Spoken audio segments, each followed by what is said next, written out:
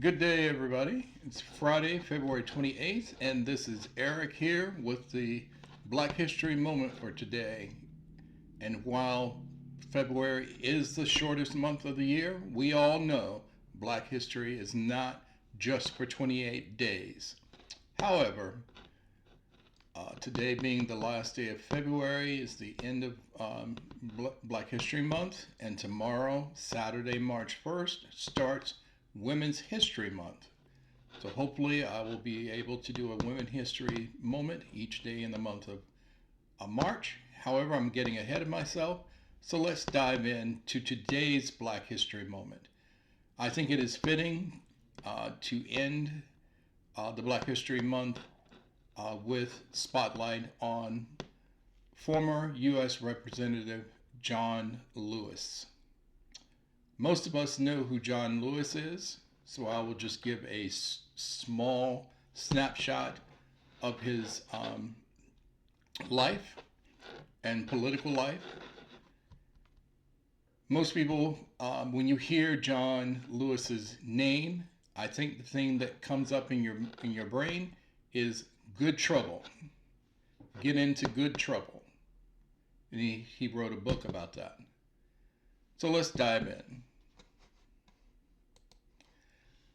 These two pictures with Representative John Lewis, and you see, if not us, then who? If not now, then when? And this is his quote from John Lewis. And then this picture is from one of the Selma marches. When he got into Selma, of course, there was a violence information, and he was beaten by the policeman, and he had a deep concussion. And he was right around, I think at that time, he was either 18 years old or 20 years old at that time. All right, and we should make sure and send it up to thank Representative Lewis that he was not murdered. All right, let's dive in. John Lewis was a civil rights leader and a politician who helped organize many key events in the civil rights movement. He was a leader in the Freedom Rides, the 1963 March on Washington, and the Selma to Montgomery marches were his civil rights activity.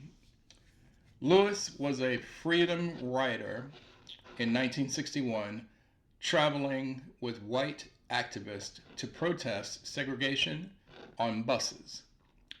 He was a co-founder and chairman of the Student Nonviolent Coordinator Committee, also known as SNCC. He was a keynote speaker at the 1963 March on Washington at the age of 23. And he led the Selma to Montgomery March for voting rights in 1965, which became known as Bloody Sunday. So I thought that he was, at that time, on this picture, that's what that is. That was the day of Bloody Sunday, that he was below 21 years, but he was actually 25 years, I believe. Yeah.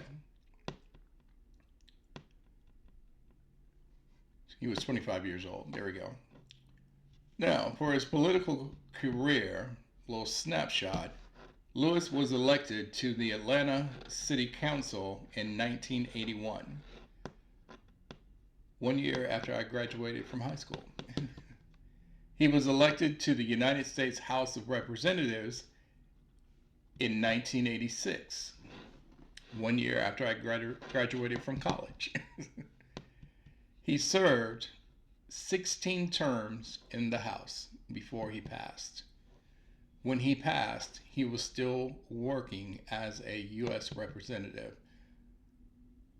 from the 5th District in Georgia. His legacy is about Lewis's activism and advocacy for human rights made him a national figure. He was known for his nonviolence and his commitment to protecting human rights. He was often called one of the most courageous persons the civil rights movement ever produced. So let's talk about Good Trouble. One of the other legacies for Mr. Lewis is the John Lewis Voting Rights Act. Not act, law. I can't remember the first time that it was put in, but during Obama's administration and during Biden's administration, they kept trying to get this into law. And a lot of people think that the Voting Rights Act from 1965 was a law. No, it was not. It was just an act. And the Voting Rights Act has to be redone every 25 years.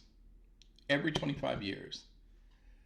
During Trump's first presidency, some Republican senators tried to remove the 1965 Voting Rights Act. That act was about information and policies for African Americans' voting rights. It is not a law, it is an act. And so John Lewis, with other Democrats, tried to get the Voting Rights Act into law so that nobody else would be able to touch that. And of course, we know what happened.